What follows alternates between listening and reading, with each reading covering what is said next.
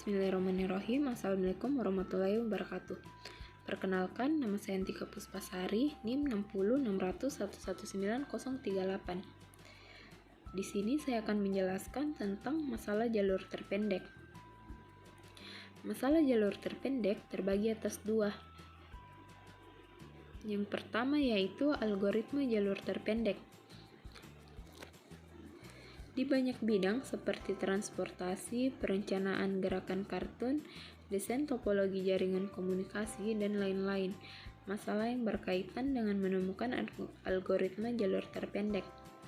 Masalah jalur terpendek berkaitan dengan menemukan jalur biaya terendah atau biaya minimum dari node asal dalam grafik berbobot ke node tujuan dalam grafik itu. Yang kedua yaitu masalah jalur kurir. Kebanyakan orang di dunia pada saat ini memiliki kesibukan yang amat sangat. Seperti contohnya seorang karyawan perusahaan masuk kerja jam 7 pagi dan pulang jam 6 sore. Mahasiswa yang dipenuhi berbagai tugas kuliah dan ujian. Hal ini menimbulkan sebuah pola pikir time is money. Melihat hal ini, banyak perusahaan yang mencoba mengambil profit dari kesibukan orang-orang ini. Seperti yang telah saya sebutkan tadi, www.amazon.com misalnya. Anda tidak perlu keluar dari rumah dan macet-macetan untuk hanya membeli sebuah barang. Anda dapat tinggal duduk di dalam rumah, membuka laptop Anda dan mengklik barang yang Anda mau. Atau mungkin dalam contoh lain perusahaan FedEx. Perusahaan ini mengambil untung dengan memberikan jasa pengiriman barang. Bayangkan jika Anda ingin mengirim sebuah barang kepada saudara Anda yang berada ribuan kilometer dari rumah Anda. Dengan FedEx, Anda dapat mengirim barang tersebut sampai ke tujuan dengan aman serta waktu yang singkat.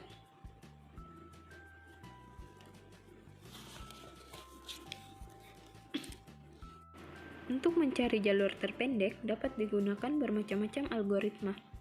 Yang pertama, algoritma Dijkstra, yaitu untuk mencari panjang lintasan terpendek dalam graf berbobot. Yang kedua, algoritma Bellman-Ford, yaitu untuk menghitung jarak terpendek dari suatu sumber pada sebuah diagraf berbobot, hanya digunakan jika ada sisi berbobot negatif. Yang ketiga, algoritma A-Start, yaitu untuk mencari jarak rute terpendek yang akan ditempuh suatu poin awal atau starting point sampai ke objek tujuan. Yang keempat, algoritma Floyd-Warshall, yaitu untuk mencari jarak terpendek antara semua pasangan simpul dalam graf. Algoritma Dijkstra ditemukan oleh Edgar Dijkstra dan dikembangkan pada awal 1960-an. Prinsip kerjanya yaitu yang pertama, pada setiap langkah ambil sisi yang berbobot minimum yang menghubungkan sebuah simpul yang sudah terpilih dengan sebuah simpul lain yang belum terpilih. Yang kedua, lintasan dari simpul asal ke simpul yang baru haruslah merupakan lintasan yang terpendek di antara semua lintasan ke simpul-simpul yang belum terpilih. Bismillahirrahmanirrahim. Perkenalkan, nama saya Sayyidah Nisa, NIM 6060119029. Baiklah, di sini saya akan menjelaskan langkah-langkah untuk mencari lintasan terpendek dengan menggunakan algoritma Dijkstra.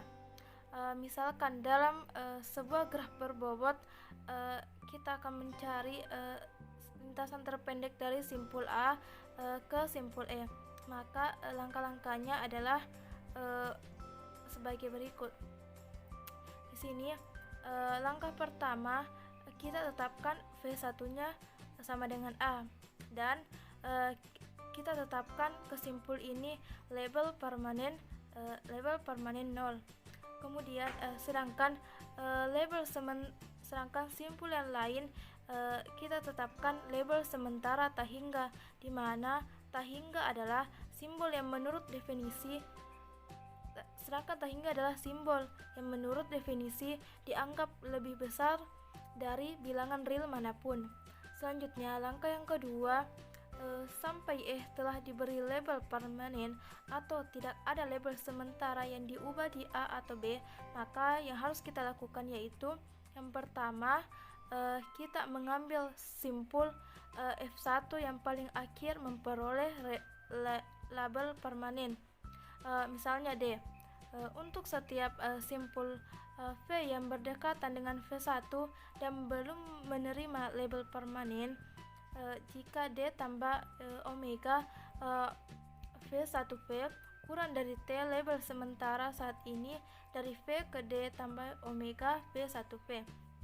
Kemudian yang kedua, kita mengambil simpul V yang memiliki nilai sementara terkecil di antara semua label sementara pada graf.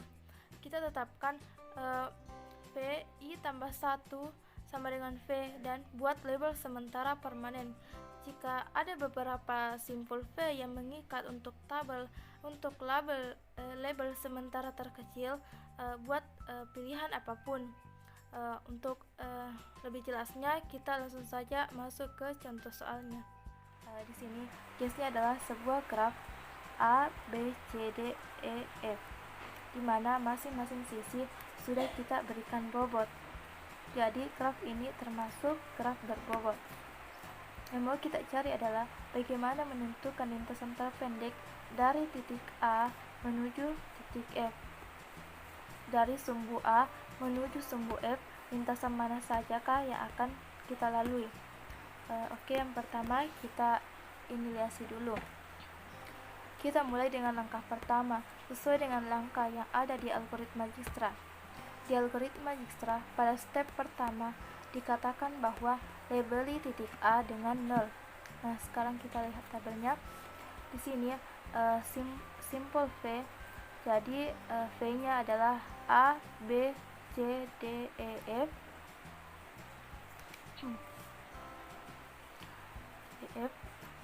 Dengan A-nya kita labeli dengan 0 dan titik-titik lainnya kita labeli dengan tak hingga. Itu menurut step pertama, dengan himpunan verteksnya adalah T. Iterasi pertama, kita mulai dari titik A. A ke A ini jaraknya 0. Terus titik A ini bertetanggaan dengan simpul B dan simpul C. A ke B ini jaraknya 1, maka kita tulis di sini 1. A ke C jaraknya 4. Terus A ke D itu jarak tidak dapat terhubung, maka kita tuliskan tak terhingga atau infinitif. Begitupun dengan A ke E dan A ke F. Nah, di awal ini kita bandingkan antara simpul B dan simpul C. Kan lebih minimum B, berarti di sini maka label minimum adalah lambda sama dengan 1. Iterasi 2. Sekarang U-nya sama dengan B. Label permanen dari B adalah 1. Selanjutnya, bobot dari B itu kita turunkan karena ini yang terpendek. Jadi, sekarang simbolnya adalah C. A-nya juga kita turunkan. Sekarang kita lihat dari titik A ke B menuju lintasan C, berarti A, B, C kita lihat panjangnya 1 ditambah 2 itu di 3. Kita bandingkan ketika titik C ini melewati AC itu ada 4, berarti lebih minimum 3, maka di sini kita tuliskan 3. Selanjutnya, dari titik B menuju dari titik B menuju titik D itu ada 6.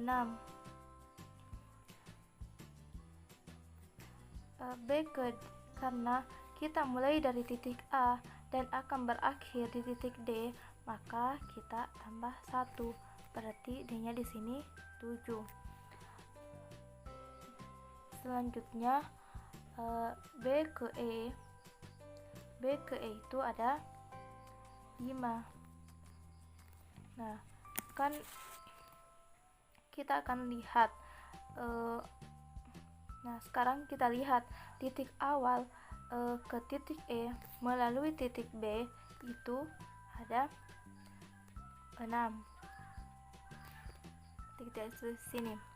Selanjutnya titik B ke titik F ini tidak dapat terhubung, maka kita tuliskan tak hingga atau infinity. Jadi label minimumnya adalah lambda C sama dengan 3. Iterasi 3. Sekarang U-nya itu sama dengan C. Label permanen dari C adalah 3. Selanjutnya kita bandingkan, karena tadi A, B, C ini sudah kita tandai, artinya kita tidak bisa membandingkannya lagi ya. Kita akan membandingkan titik-titik yang belum kita lalui. Ini berarti ini ada C, E dan D. Kira-kira lebih minimum yang mana? C kan? Sekarang yang C kita tandai.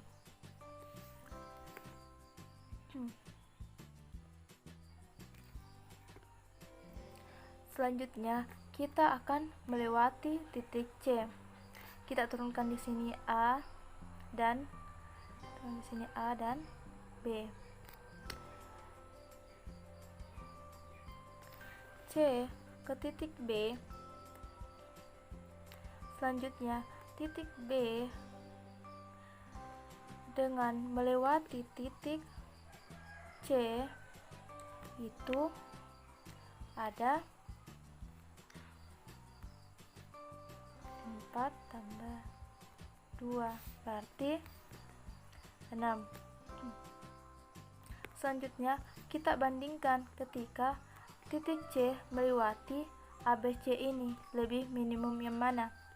Lebih kecil 3 kan?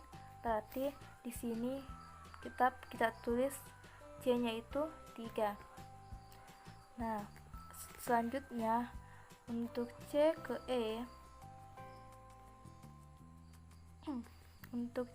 E itu ada 1, terus ditambah berarti 4. Nah, kita bandingkan titik E ini ketika melewati B, lebih minimum yang mana? Kan tadi ketika melewati titik B itu kan ada berapa tadi? 6. Berarti lebih minimum yang 4, maka kita ambil di sini yang 4. Selanjutnya titik C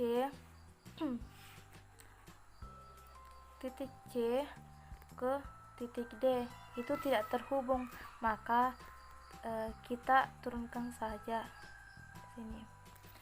Selanjutnya titik C ke titik F juga tidak terhubung, maka kita tulis tak hingga atau infinity. Jadi label minimumnya adalah lambda C sama dengan 4, lambda E sama dengan 4. Selanjutnya iterasi 4. U di sini sama dengan E. Label permanen dari E adalah 4. Nah, sekarang yang kita bandingkan adalah E dan D. Sekarang kita turunkan nilai E-nya. seperti ini. Selanjutnya untuk A-nya tetap kita turunkan, B-nya juga, begitupun dengan C-nya, karena ini berarti kita sudah titik-titik yang sudah kita lewati gitu. Nah, selanjutnya dari titik titik E ini menuju titik D itu panjangnya ada 3. Nah,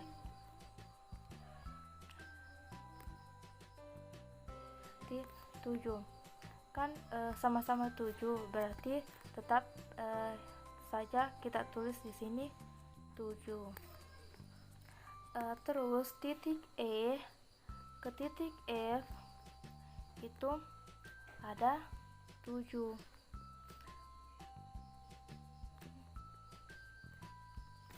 Berarti 11. Nah, kan selanjutnya kita akan bandingkan antara 7 ini dan antara 7 dan 11. Kan lebih kecil 7, artinya masih ada kemungkinan melewati jalur lain selain A, B, C, E, F. Sebenarnya sudah ketemu, tapi ada nilai yang lebih kecil, yaitu lebih kecil, yaitu 7. Karena ketika melewati lebih kecil 7, ketika melewati D, maka kita akan coba, karena ada kemungkinan ketika kita melewati A, B, C, E, D, ini bisa jadi lebih kecil daripada saat kita melewati A, B, C, E, F. Iterasi 5. U-nya sama dengan D.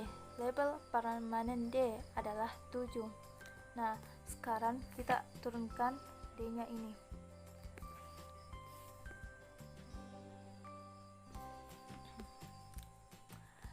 Tinggal kita turunkan yang sudah kita lewati.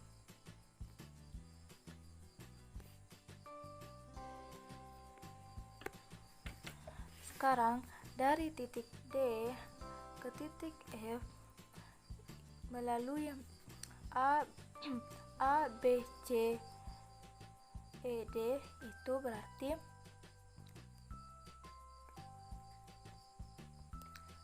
9. Kan 9 dan 11 ini lebih minimum 9. Jadi lintasan terpendeknya adalah titik A ke B ke C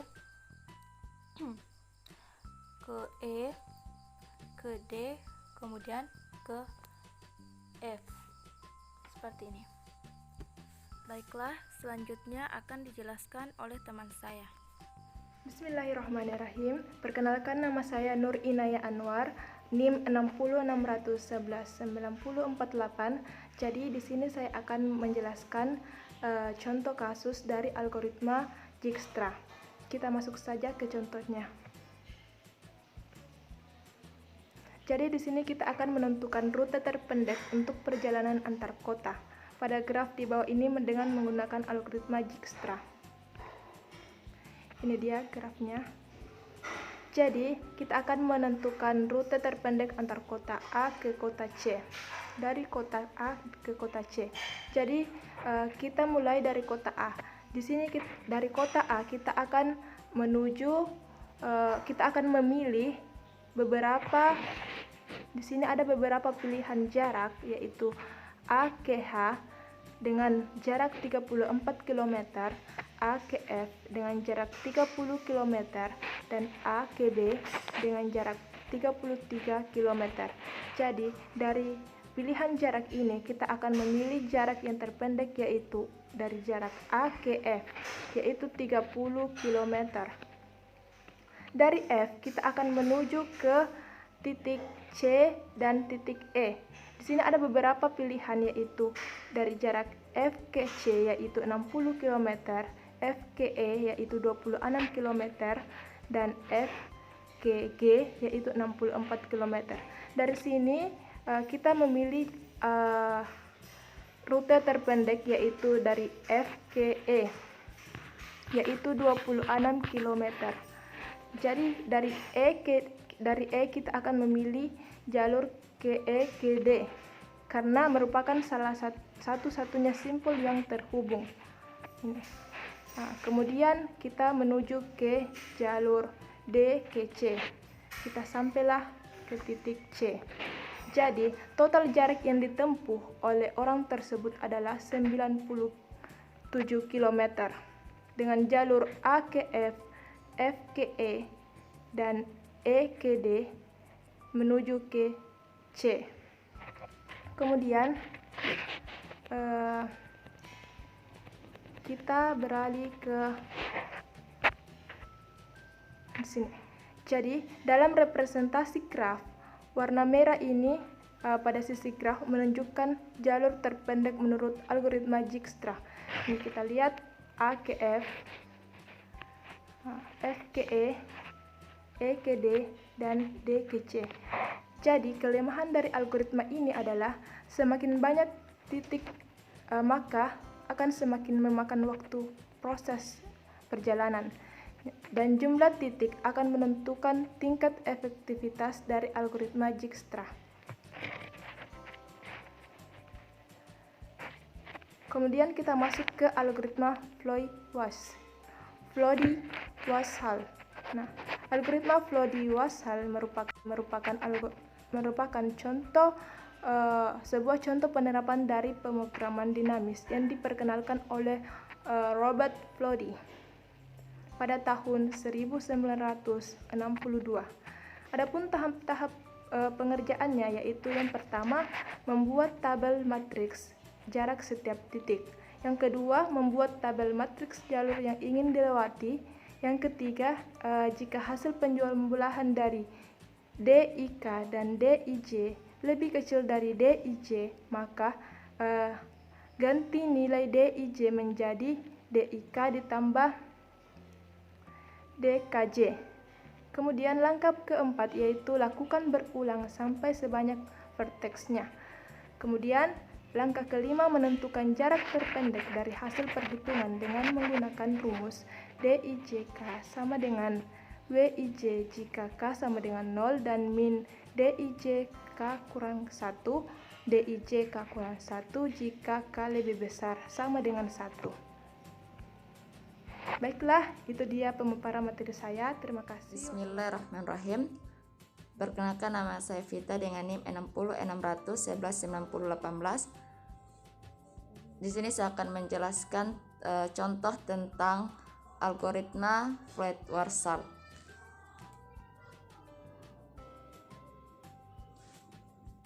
Jadi di sini kita akan menentukan rute terpendek untuk perjalanan antar kota. Pada graf di bawah dengan menggunakan Floody-Warshall dapat dicari rute terpendek antar kota A ke kota C. Ini grafnya. Kemudian kami di sini sudah membuat tabel untuk memudahkan kita mencari rute terpendek antar kota A ke kota C.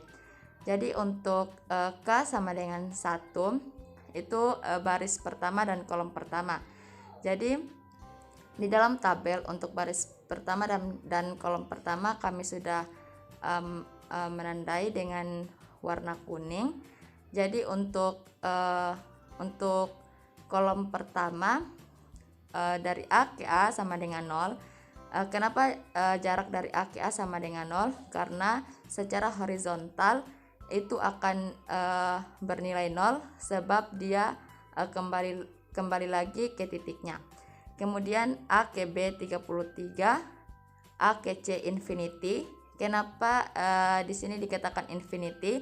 Karena tidak ada jalan yang langsung menuju ke titik C atau yang langsung melewati titik C terlebih dahulu. Kemudian A ke D juga infinity, A ke E infinity, A ke F 30, A ke G infinity, dan A ke H 34. Kemudian untuk barisnya itu A ke A 0, B ke A 33, C ke A infinity, D ke A infinity, E ke A infinity, F ke A 30, G ke A infinity, dan H ke A 34.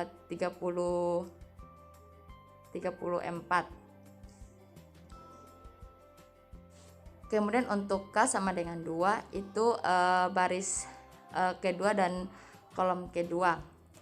Untuk baris kedua itu A ke B 33, B ke B 0, C ke B 41, D ke B infinity, E ke B infinity, F ke B 63, G ke B infinity, H ke B infinity. Kenapa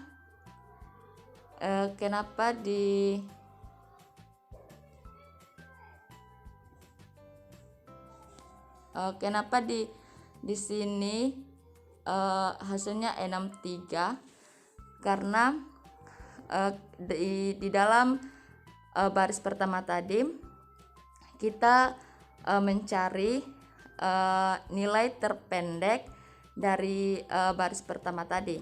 Jadi nilai terpendeknya yaitu 33 dan 30. Jadi kita jumlahkan 33 ditambah 30 hasilnya 63. Kemudian untuk kolomnya B ke A 33, B ke B 0, B ke C 41, B ke D infinity, B ke E infinity, B ke F 63, B ke G infinity, dan B ke H 67. Kenapa di sini hasilnya 74? Karena dalam kolom kedua kita mencari nilai terpendeknya lagi, yaitu 33 dan 41. Jadi kita jumlahkan 33 ditambah 41 hasilnya 74. Maka dari hasil pencarian jalur terpendek dari A ke C menggunakan algoritma Floyd-Warshall ditemukan bahwa jarak terpendek dari A ke C adalah 74 km dengan jalur A ke B ke C.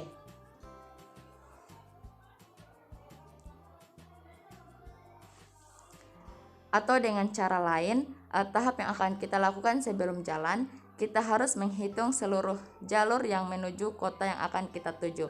Jadi dari A ke F itu 30 km, F ke C 60 km, jadi hasilnya 90 km. Kemudian A ke F 30 km, F ke E 26 km, E ke D 24 km, D ke C 17 km, jadi hasilnya 97 km. Kemudian A ke B 41 km, B ke C 33 km, dan hasilnya 74 km. Kemudian A ke H 34 km, H ke G 55 km, G ke F 54 km, F ke C 60 km, jadi hasilnya 203 km. Kemudian A ke H 34 km, H ke G 55 km, G ke F 64 km, F ke E 26 km, E ke D 24 km, dan D ke C 17 km, jadi hasilnya 220 km. Setelah kita hitung keseluruhan, terdapat satu jalur terpendek dari kota A ke kota C.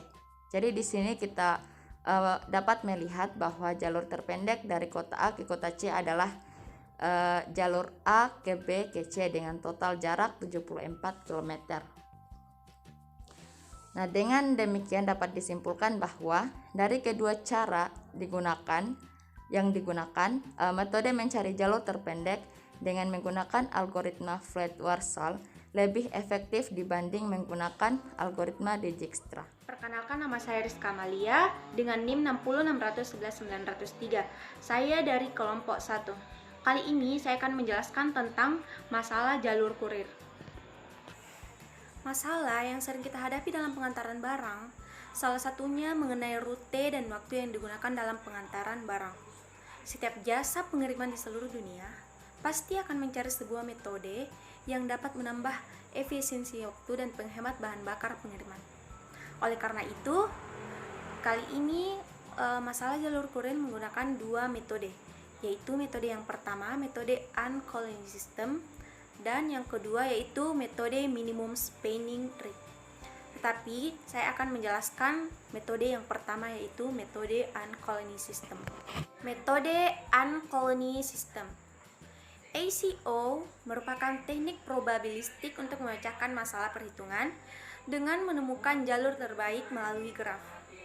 Pada tahun 1997, seorang ahli dalam bidang artificial intelligence, Marco Di Riccio, menemukan satu metode untuk traveling salesperson problem ini dengan simulasi oleh banyak koloni semut. Dengan simulasi ini, Marco memodelkan kebiasaan seekor semut untuk mencari jalur terpendek antara sumber makanan menuju sarang mereka. Para semut ini mengikuti jejak yang telah ditinggalkan oleh semut lainnya. Uncolony system ini mencoba berbagai kemungkinan dengan mengirimkan semut-semut virtual untuk mengeksplorasi berbagai rute dalam peta. Saya akan menjelaskan contoh dari metode uncolony system. Misalkan pada gambar ini, seorang kurir akan mencoba berbagai jarak. Misalkan, vertex dalam graf ini dilambangkan sebagai kota dan sisi dilambangkan sebagai jalan yang akan dilewati. Misalkan, perjalanan kurir dinilai dari kota C. Dari kota C akan menempuh jarak sejauh 12 satuan ke kota D. Kemudian, dari kota D akan menempuh jarak 35 satuan ke kota A. Kemudian dari kota A akan menempuh jarak 20 satuan ke kota B. Kemudian dari kota B akan menempuh jarak sebesar 34 satuan ke kota D. Sebelum akhirnya akan kembali ke C, akan menempuh jarak dengan 12 satuan. Solusi ini bukan salah satunya solusi yang dapat ditemukan dari persoalan ini. Ini adalah persoalan tentang bagaimana cara kita meminimalisir sebuah persoalan dengan memulai di suatu vertex, mengunjungi tiap-tiap vertex hanya sekali, lalu kembali ke vertex yang sama. Metode selanjutnya akan dijelaskan oleh teman saya.